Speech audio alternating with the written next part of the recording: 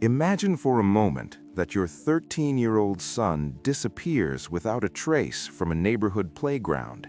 You spend 3 agonizing years searching, praying, and weeping, only to receive a phone call from a different continent.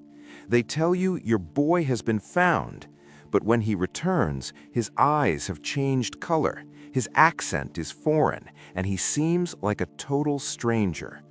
Would you embrace him because you are blinded by love, or would you realize that the person sitting at your dinner table is a dangerous predator?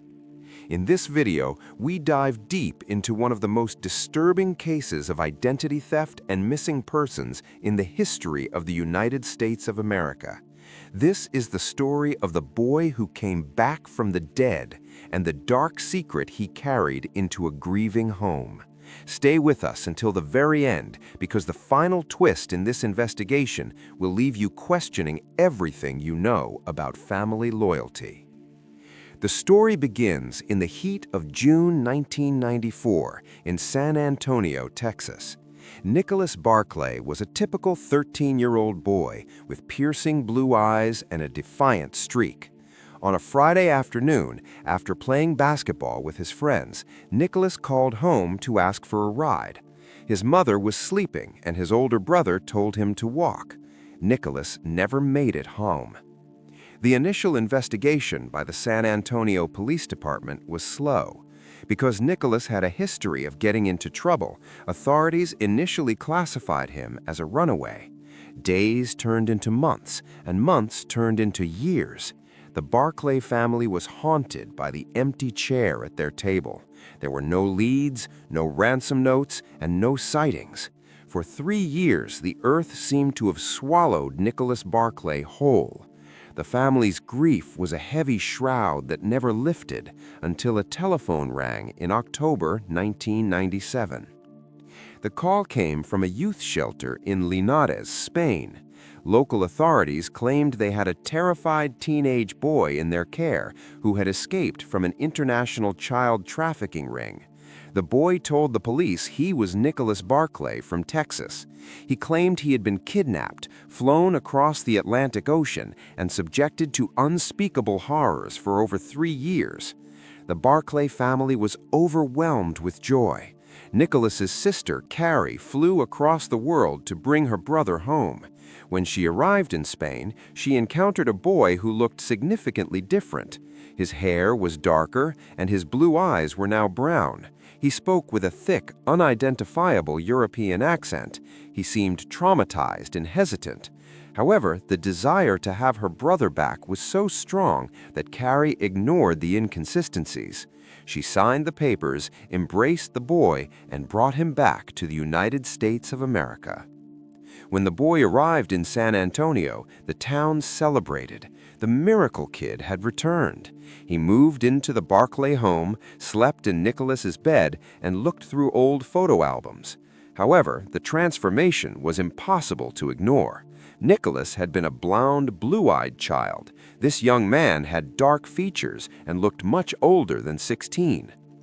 The boy explained his physical changes by claiming his kidnappers had used chemical treatments to change his eye color and that the trauma had altered his personality and speech patterns.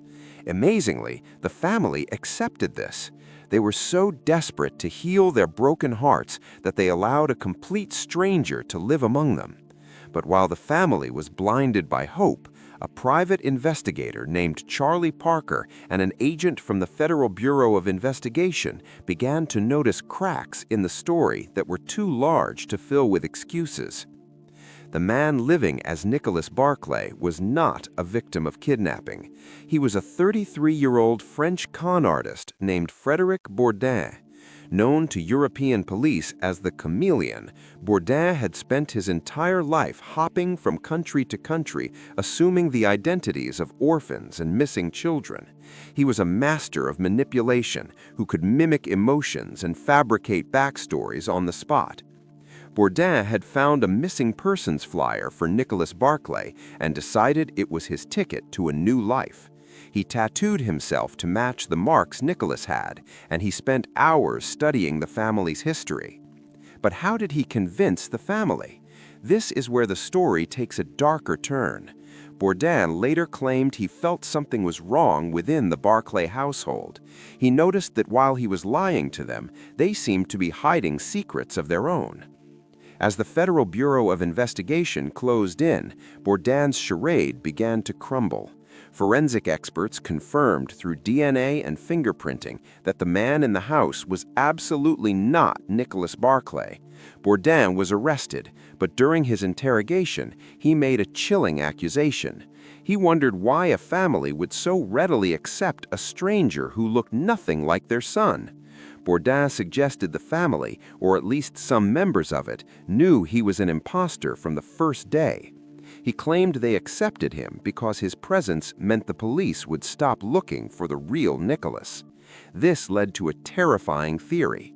Had something happened to the real Nicholas Barclay within his own home back in 1994?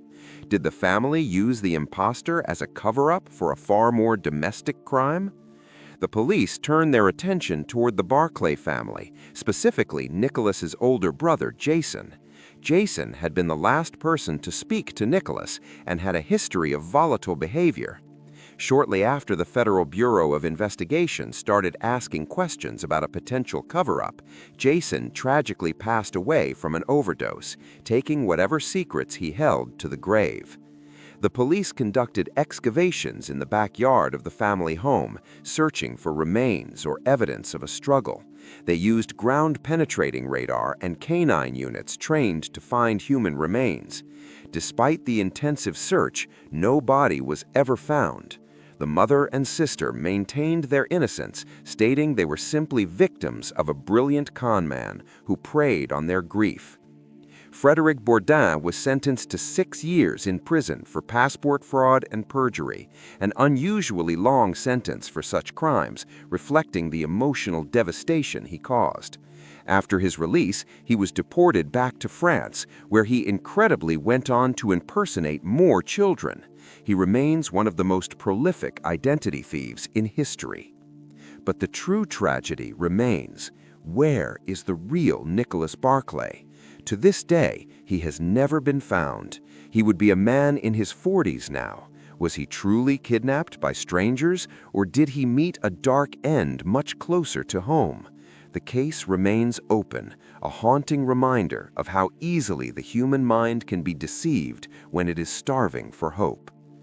In this video, we have explored the terrifying intersection of a predator's greed and a family's desperation. The story of Nicholas Barclay is not just a tale of a missing child. It is a psychological puzzle that suggests the truth is often more frightening than fiction. We may never know what happened on that basketball court in 1994, but we do know that for a few months, a shadow lived in a boy's bedroom, pretending to be a son. What do you believe happened to Nicholas? Do you think the family was truly deceived, or were they complicit in a massive cover-up? Let us know your theories in the comments section below. If you found this deep dive into one of history's most mysterious cases intriguing, please make sure to like this video and subscribe to our channel for more true crime investigations. Thank you for watching, and stay vigilant.